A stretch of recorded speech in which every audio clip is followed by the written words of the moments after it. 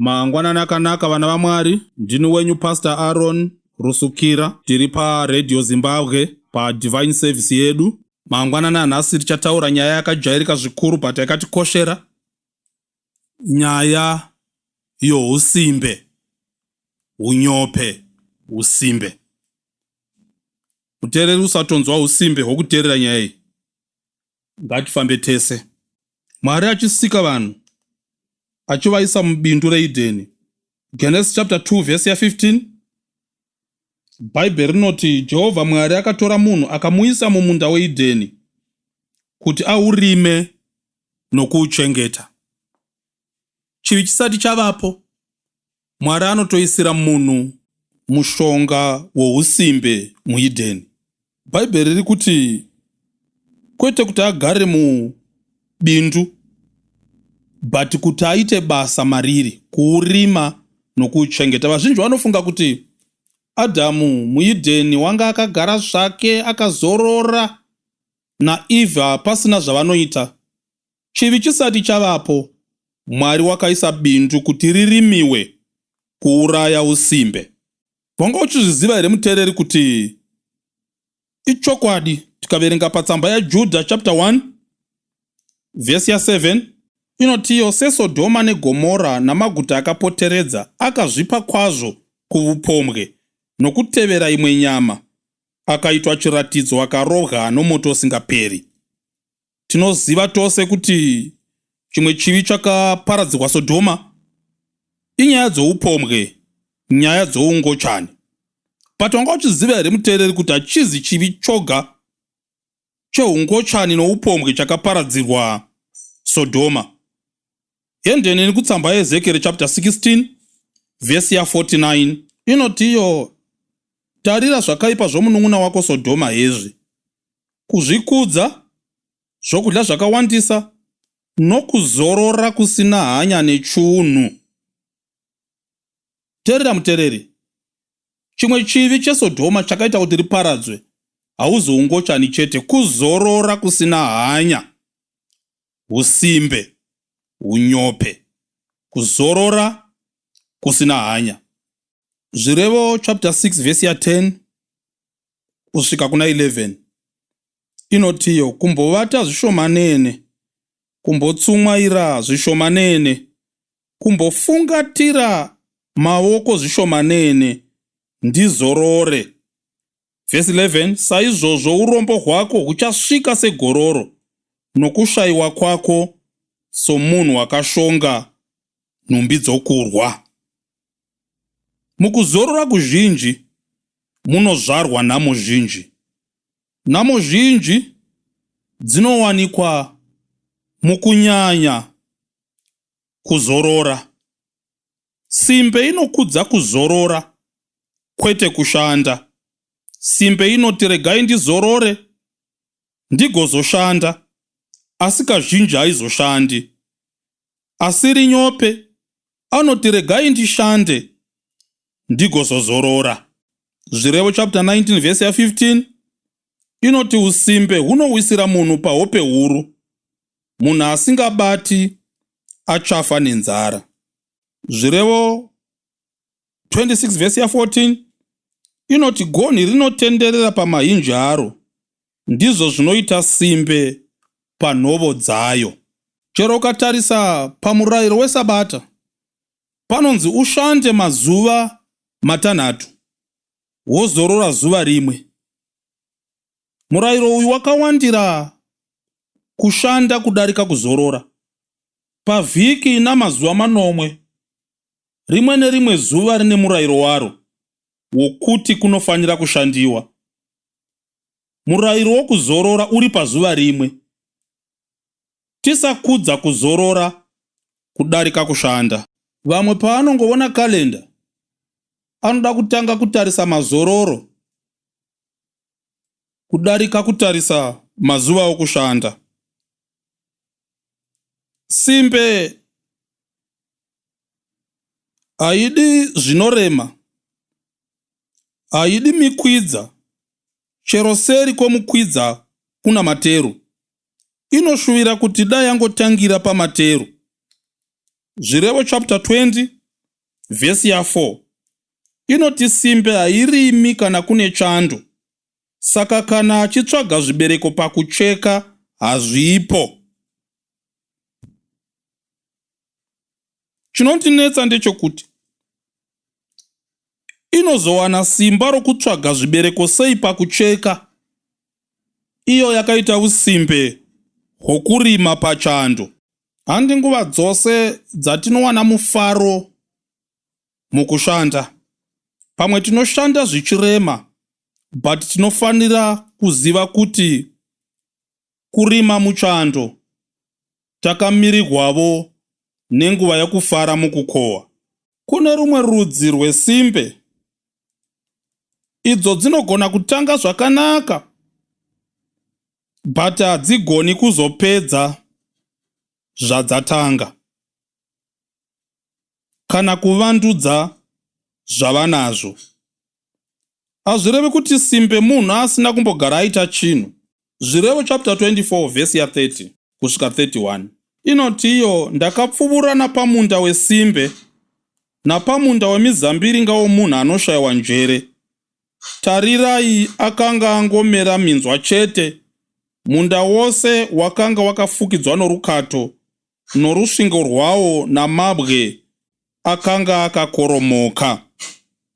Iyi simbe iyi inotova nemunda, yakagonavo kuita munda, asi munda wacho wanga wakamera sora, wanga wakarimwa sora. Rusvingo rwakambovakwavo, asi rwanga rwakoromoka. Kwafamba munyika unoona kuti variko vakatanga zvinhu zvikuru, asi vakashaya simba rokuramba vachizvivandudza. Umwe wakagona kuroorawo tinotenda Mwari, kashanda akaroora mudzimai, asi haachashandiri kumuchengeta. Umwe wakagona kudzidza akaita shungu achidzinga usimbe achidzidza, asi haachagoni kushandisa dzidzo yacho kuwana mari, akamirira kungoshandiswa. Zvirevo chapter 12 vhesi ya27 inoti simbe haibati mhuka yayamutsa, asi kusava neusimbe ifuma yomunhu. Hazvirevi kuti simbe haimutsi madhiri, aiwa, inomutsa. Kumutsa inogona, asi kuzobata chamutswa ndopotangira usimbe. Pana mapurojekiti mazhinji akatangwa, asi anovurawa mamwe acho nousimbe.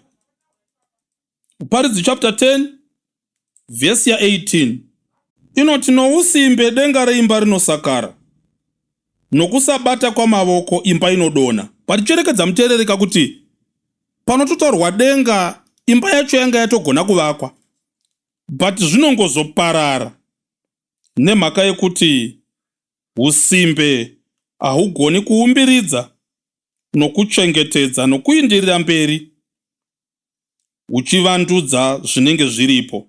Isimbe inotova neimba iyi, iya isimbe inotova nemunda, isimbe inotovhimavo, asi isingagoni kubata chayamutsa. Usimbe hunogona kupa munhu zviroto nezvishuviro zvikuru. Simbe dzimwe dzine zviroto zvikuru zvinongoperera kuva muzviroto. Zvakaoma kugara nezviroto zvikuru zvakatakurwa nomuviri usingadi kushanda.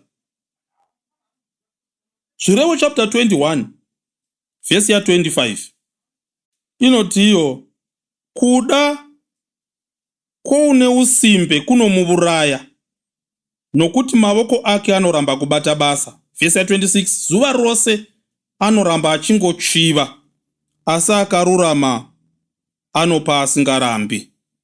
Zuva rose simbe inenge ichingochiva, haina usimbe mukuchiva, inenge iri bhizi mukuchiva zuva rose, vamwe vari bhizi mukushanda. Zvakaoma kuita simbe inofarira zvinonaka, ende kazhinji kushuvira nokupanga ikoko kunogona kugara mumuviri uno usimbe. Unoda mota yakanakisa zvikuru, umwe wacho unotoona kuti kushanda haadizve, Shungu idzodzo dzinoremera muridzi wadzo.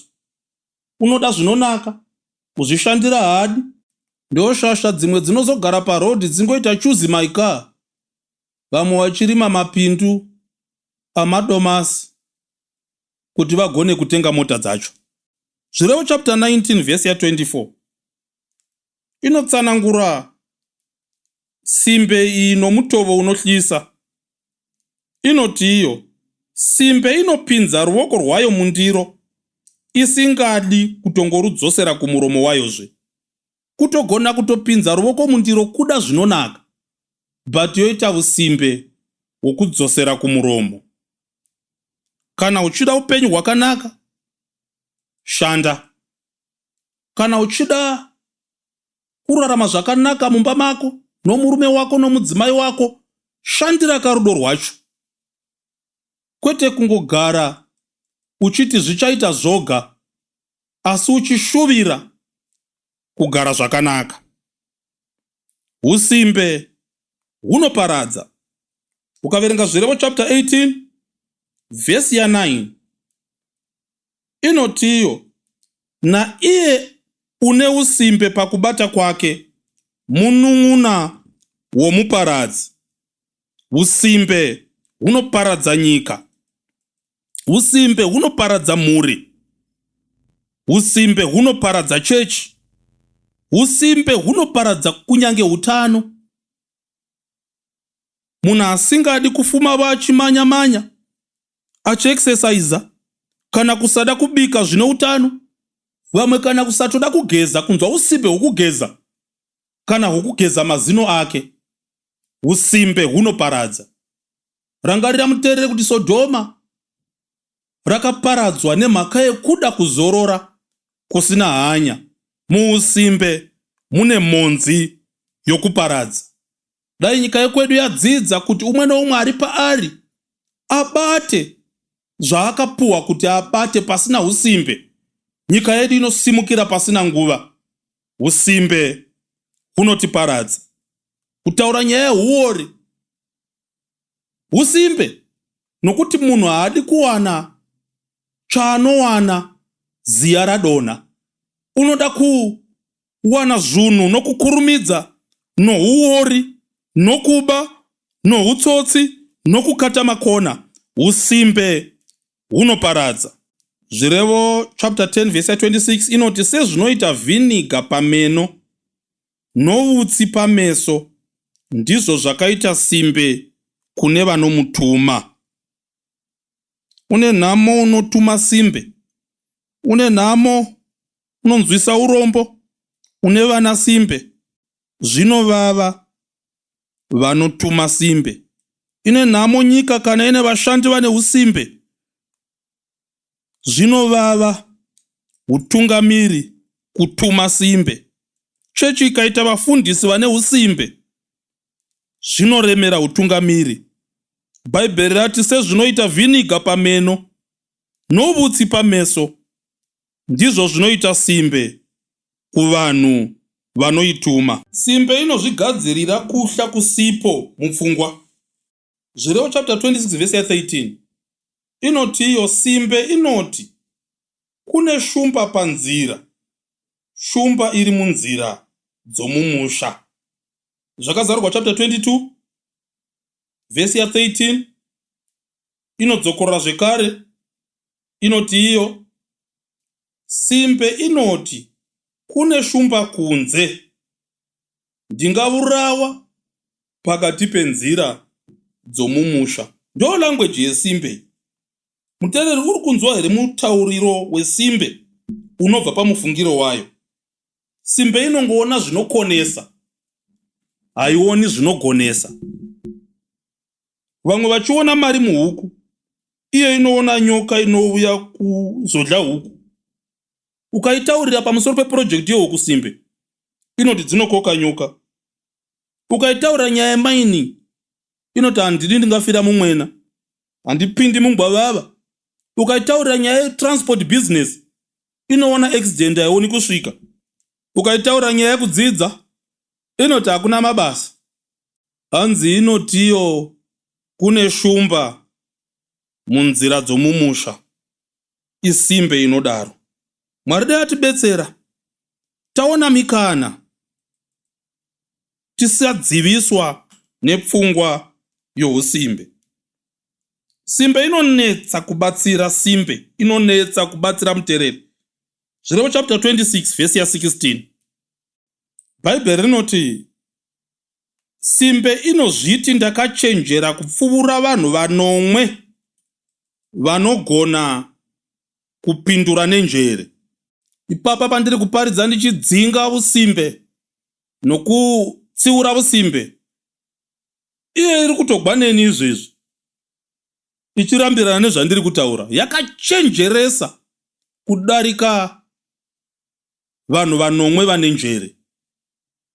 Ndo zvinoita simbe. Ipo paya panonzi nevhesi enda kumujuru iwe simbe, ucherekedze nzira dzayo, ugova wakachenjera. Iye inotonzwa usimbe hwokutoenda kumujuru, saka ingabatsirwa nei? Simbe inotukirira. Ukaverenga pana Matiyo chapter 25 pane vanhu vaya vakasiyirwa matarenda. Matarenda awaka imari dzavakasiyirwa kuti vatenderedze. Wakasiyirwa 5, mwakasiyirwa akasiyirwa vakamatenderedza. Uye wakasiyirwa rimwe akaita usimbe hwokuritenderedza. Pakauya mambo akuvhunza pamusoro petarenda riya. Inzwa zvinotaura simbe pavhesi ya 24. Wakanga apiwa tarenda rimwe, naye wakauya wakati, Ishe, ndakanga ndichikuzivai kuti imi muri munhu une hasha, unocheka pamusati makadzvara, munounganidza pamusati makakusha. Zvino ndakatya ndikandoviga tarenda renyu pasi hecho chinhu chenyu icho. Isimbe iyi. Uye wakagona kutenderedza matarenda, vakapuwa matarenda vakagona kumashandisa. Havana kutombotuka Mwari, havana kutombotuka mambo. Vanga vane production vacho mumuromo mavo manga makanaka. Uyu simbe uyu ndiye unotukirira achiti mune hasha, hamuna hanya, wotokandira mambo uya tarenda rihanzi hecho chinhu chenyu. Batsirika simbe, batsirika. Usangwarisa paunotsiurwa kudarika varume vanomwe vane njere zvareva vhesi. Batsirika. Pavhesi ya 26 simbe yapedza kutuka Mwari. Bhaibheri rinoti Ishe wakati kwaari, iwe muranda wakaipa une usimbe, wakanga uchiziva kuti ndinocheka pandisina kudzvara, ndichiunganidza pandisina kukusha. Saka waifanira kuisa mari yangu kune vebhanga, kuti pakusvika kwangu ndingadai ndapiwa zvangu yakawanda. Zvino mutorerei tarenda rake, mupe una matarenda ane 10. Kungwara kwesimbe yakandoviga pasi, which means yakatocherera pasi. Yakawana simba rokucherera, ichishoya simba rokuindisa kubhengi. Ndo kungwara kwesimbe, kungwarira paduri sehuku. Jesu unoshandisa shoko rinorwadza. Ukaverenga mamaversions echirungu, anoti munhu uyu une usimbe usina kugona kutenderedza tarenda. Anoti you fool, benzi. Pamwe unoti you wicked. Mwari unoshandisa strong language achitsiura munhu ane usimbe. Language yanoshandisa chero nemudzimai wakawanikwa achiita upombwe, hana kushandisa language iyoyo. Unototi woman, go and sin no more. Paanosangana nomudzimai patsime, haashandisi strong language seari kushandisira simbe. Ukaverenga pana vaTesalonika wechipiri chapter 3 vhesi ya 10, unotombofunga kuti asi vhesi haizi mubhaibheri. Inoti iyo, nokuti nenguva yataiva kwamuri takakurayira izvozvo, kuti kana munhu achiramba kubata basa ngaarege kuzhavo. Iradical approach iri kushandiswa kuti usimbe hugone kudzingwa, kuti pada tikatsanyisa tikanyima une usimbe zvokudya, kuda usimbe hungatiza. Usimbe muvengi wedu mukuru, usimbe muparadzi. Usimbe hunoparadza. Usimbe hunozvara zvivi zvakawanda, hunozvara kuchiva, hunozvara kuba, hunozvara uroyi, kuromba, usimbe. Hunozvara chero kurepa chaiko munhu asingagoniwo kushandira nokunyengetedza musikana kuti akude. Usimbe hunodzvara zvakawanda. Mahuri mune mhodzi yokuparadza. Sodhoma pataverenga paya, chimwe chivi charo kuzorora kusina hanya, usimbe.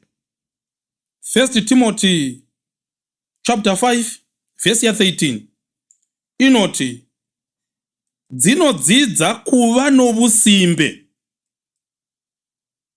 dzichipota nedzimba, hadzizisimbe bedzi, asi vaitivo vamakuhwa, dzisingaregi zvavamwe, dzichitaura zvisakafanira. Panotsanangurwa chirikadzi doko pati zvinobatavo tose, kuti ukaona munhu ava novusimbe, hunotodzidzirwa usimbe uhu. Ukatodziwana simbe dzakaungana, dzinotova namafomula ovusimbe, maitiro adzinoita dzichinzvenga basa, dzichinzvenga kudonhedza ziya, kutodzidzisana usimbe. Ende vhesi iri kuti hazvizovi nousimbe bedzi chete, asi panozotevera makuhwa, nokusarega zvavamwe, nokutaura zvisakafanira. Makuhwa chizukuru chovusimbe. Simbe dzinovenga vanozvishandira, dzinotaura zvakaoma dzichivatukirira vanozvishandira ende havaregi zvavamwe. Isimbe idzi. Simbe inobereka zvivi zvakawanda. Muparidzi chapter 9 verse 10 inoti, zvose zvinowana ruoko rwako kuti ruzviite, uzviite nesimba rako rose, nokuti hakune basa kana zano kana zivo kana uchenjeri pashiori kwaunoenda. Choga choga chaunowana kuti uchibate, chibate nesimba rako rose. Muri yeZimbabwe, umwe noumwe ngaaende pabasa rake, aribate nesimba rake rose. Ungava mwana mumhuri, dzinga usimbe. Ungava mwana wechikoro, verenga pasina usimbe. Ungava baba, shandira mhuri iyoyo pasina usimbe. Ungava unosona shangu, zviite pasina usimbe. Vanorima magadheni, madomasi, makabheji, itai pasina usimbe. Vanoshandira hurumende, zviitei pasina usimbe. Vanosenza kumusika, vanosenza kumabhazi, vanosenza kumarori, vanosenza mumugodhi, umwe noumwe ari paari, vari kumapurazi, umwe noumwe ari paari, vari kuruzevha masabhuku edu, umwe noumwe ari paari, ngaaite basa raakatsaurigwa naMwari pasina usimbe. Tose tinosimudza dzimhuri dzedu, tinosimudza makereke edu, tinosimudza mhuri yokwedu. Usimbe ukabviswa, Mwari ngaatibatsire. Titsiure dhimoni rovusimbe, tiwane simba pakunamata Mwari, tiwane simba pakubata, tiwane simba pakuchengeta vasina, pakuchengeta chirikadzi nenherera dzokwedu. Tose tive mhuri inoshanda, tive kereke inoshanda, tive nyika inoshanda, tive kambani inoshanda, tive nharaunda inoshanda, tive dunhu rinoshanda. Mwari ngaatiropafadze, tiindire mberi nokushanda pasina usimbe. God bless you. Vachada mharidzo iyi munokwanisa kuiwana via WhatsApp panhamba dzinoti 0735 690 240. Ndinodzokorera zvakare 0735 690 240. Minamato nemubvunzo tsvakai nhengo yeSeventh Day Adventist ari pedo nemi. Tatenda.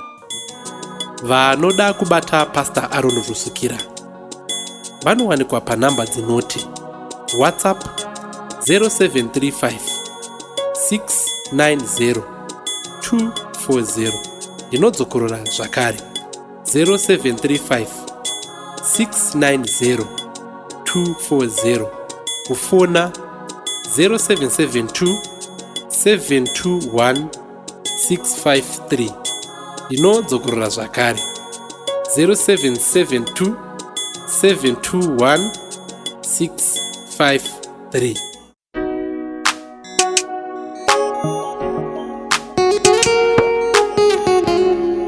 Step B exclusive.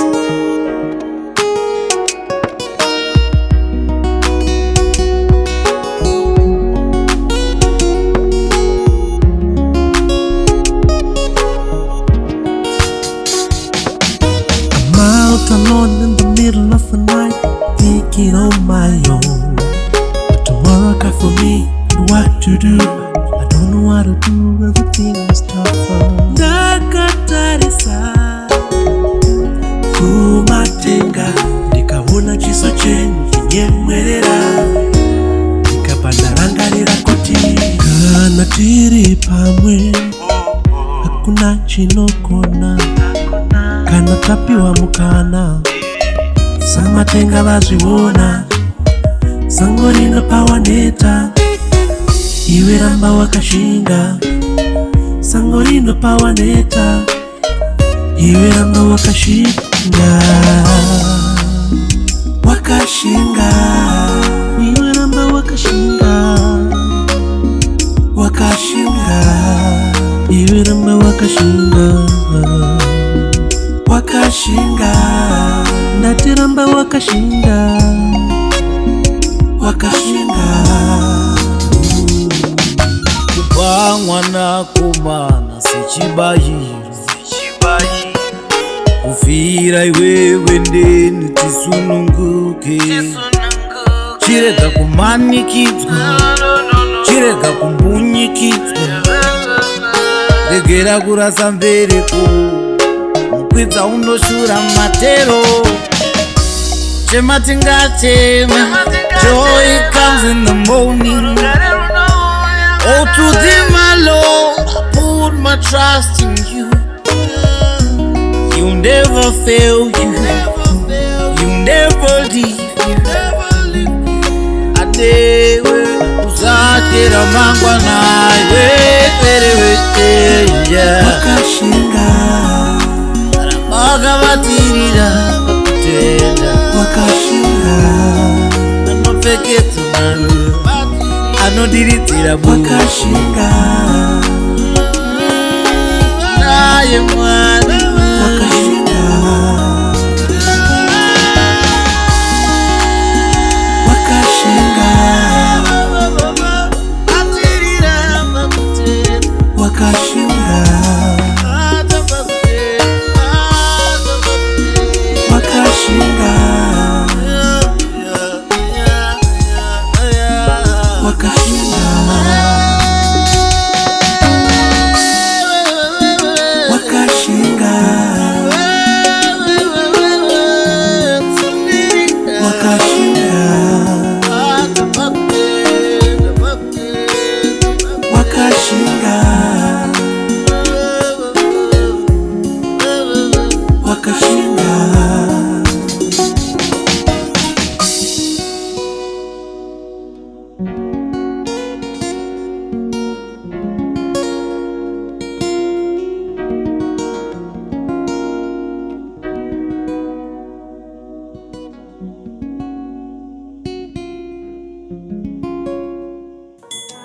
Vanoda kubata Pastor Aaron Rusukira vanowanikwa panhamba dzinoti WhatsApp 0735 690 240, inodzokorora zvakare 0735 690 240, kufona 0772 721 653, inodzokorora zvakare 0772 721 653.